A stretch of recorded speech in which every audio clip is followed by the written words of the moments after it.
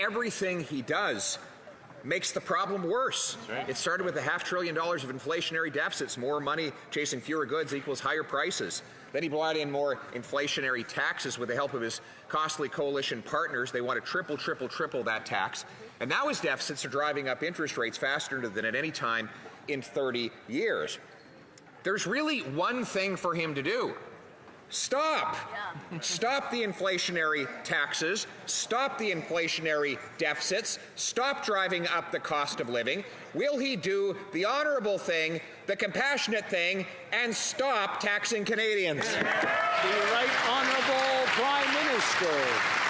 Mr. Speaker, the investments we made during the pandemic to support seniors, to support young people, to support workers, to support small businesses, not only helped people significantly through the difficult years of the pandemic, but also ensured that our economy came roaring back faster than many other economies around the world. That's why we've continued to be there to support Canadians, not just because it's the nice thing to do, but also because it's the way to ensure that our economy grows in the best possible ways for all Canadians, Mr. Speaker. Honourable Leader of the Opposition. He claimed he had to add that $500 billion of debt because of COVID, but according to his own parliamentary budget officer, 40% of the new debt he added in the last 2 years alone had nothing whatsoever to do with COVID. This Prime Minister has added more debt than all previous Prime Ministers combined, saying that low interest rates would make it a costless proposition. Well, now we learn from Desjardins Banking that Canadians will spend more on debt interest on the federal debt next year, $50 billion, than we typically spend on health care transfers to the provinces. Wow. Why is he giving the money to bankers and bondholders instead of doctors and nurses? The Right Honourable Prime Minister.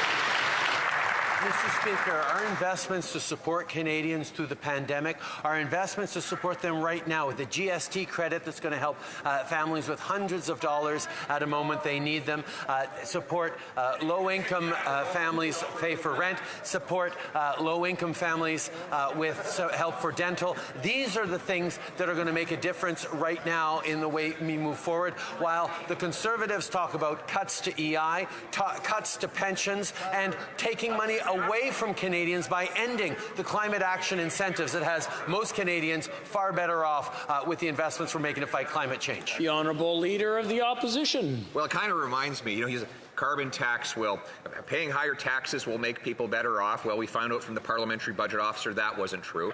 And then he said that he would take on all the debt so that Canadians wouldn't have to. Remember that? Well, not only are they stuck with a higher national debt with more interest payments, but now their personal debts are going up. According to Equifax, the average Canadian household has more credit card debt than any time in Canadian history, and the Prime Minister's inflationary policies are driving up interest rates on those costs. So if he really took on all that debt so that Canadians wouldn't have to, who's going to pay those Canadians' credit card bills? The Right Honourable